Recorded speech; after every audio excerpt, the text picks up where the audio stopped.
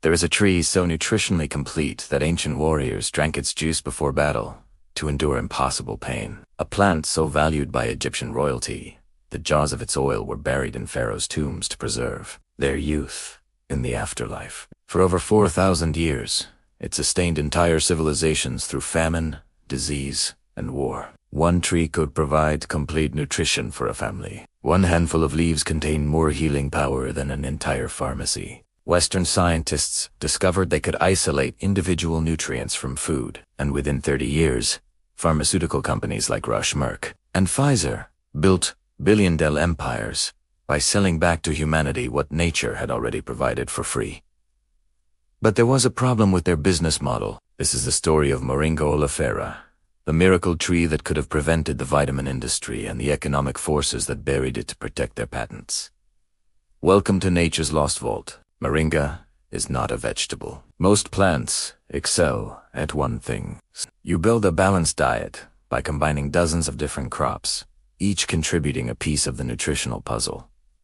Moringa refuses to play that game. A single tree produces leaves that contain all 9 essential amino acids. That is the complete protein profile that nutritionists say you can only get from animal products or from carefully combined plant foods. Moringa just does it naturally, but that is only the beginning. In 2017, researchers at Bangladesh Agricultural University published a comprehensive nutritional analysis in the International Journal of Biological Research. They tested fresh moringa leaves from multiple regions. The numbers defy logic. For context, spinach, the vegetable we are told to eat for protein, contains less than 3%. Moringa has 10 times the protein density. Vitamin C content ranges from 188 to 279 milligramos per 100 gramos oranges. The fruit we are conditioned to associate with vitamin C contain only 53 milligrams per 100 grams. Moringa has roughly 5 times more. The iron content clocks in at 4 milligrams. Beta-carotene, the precursor to vitamin A, measures triple the concentration of carrots. And calcium. The leaves are denser than milk. This is not a vegetable.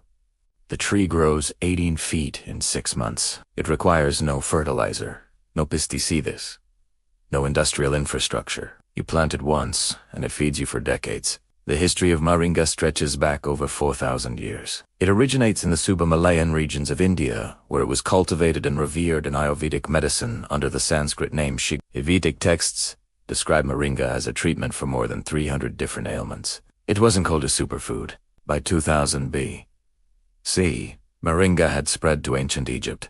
The Egyptians extracted oil from the seeds, a golden liquid they called ben oil, and used it to protect their skin from the brutal desert sun. It was blended into anti-aging creams and perfumes. It was so valuable that jars of moringa oil were placed in the tombs of pharaohs. Archaeologists have found these jars. The ancient Greeks and Romans imported moringa for digestive issues, fatigue, and general vitality.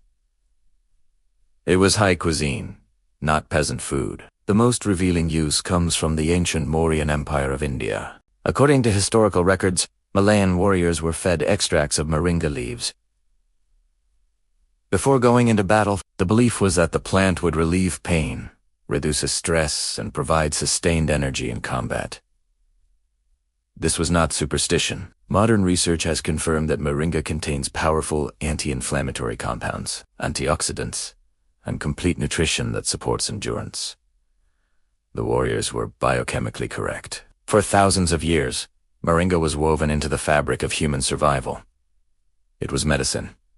That year at the University of Wisconsin, 2 biochemists named Elma McCollum and Marguerite Davis made a discovery that would change the course of human nutrition forever. They isolated the first vitamin, vitamin A, from butter and cod liver oil. This should have been a footnote in agricultural history, a confirmation that traditional foods like moringa contain powerful nutrients. Instead, it became the foundation of a new industry. Western science made a choice in that moment. Instead of preserving the food plants that contain these nutrients naturally, they decided to isolate the nutrients and sell them back. By 1920, pharmaceutical company Parke-Davis had launched a capsule of concentrated vitamin extracts containing synthetic vitamins A, B, and C.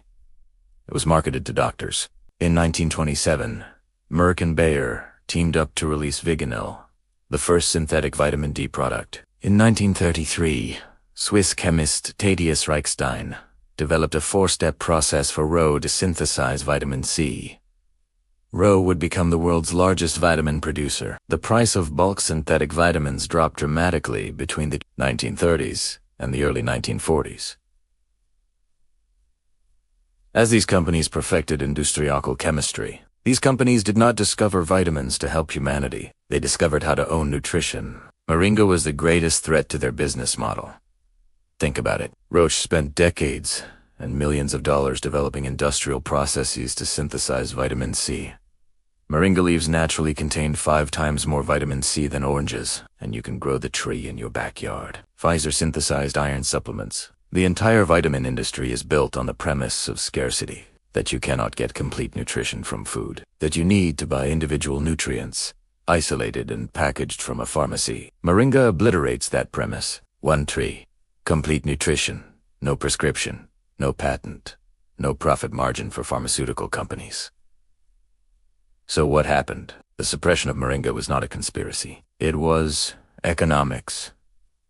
You cannot claim intellectual property over a plant that has been cultivated for 4,000 years. Pharmaceutical companies built their fortunes on patents, exclusive rights to sell a molecule for 20 years at monopoly prices. Moringa offers no such opportunity. Second, the processing problem.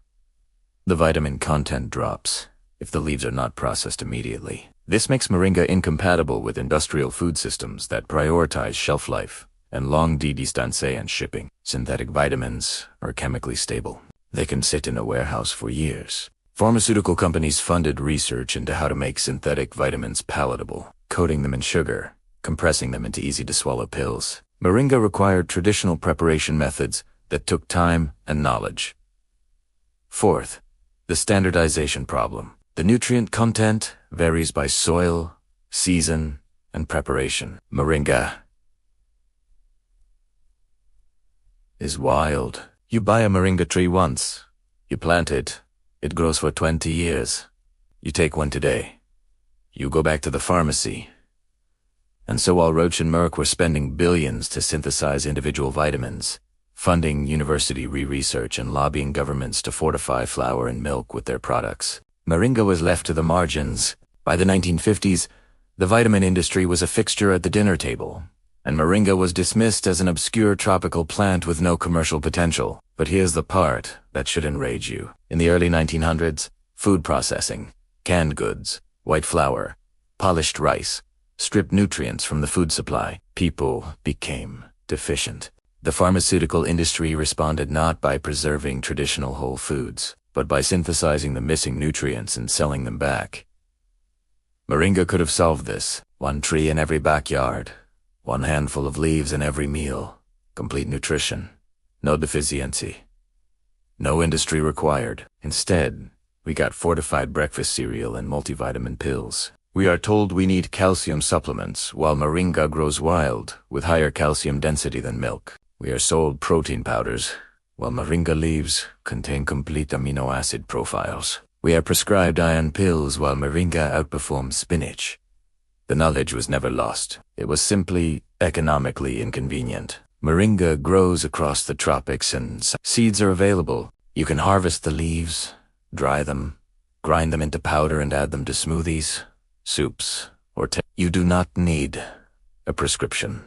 You do not need a pharmacy. Synthetic vitamins have saved lives in contexts where whole foods are unavailable. But we were never supposed to need them as a baseline. We were supposed to have access to plants like Moringa. The story of Moringa is the story of an economic system that profits from scarcity and suffers when abundance is free.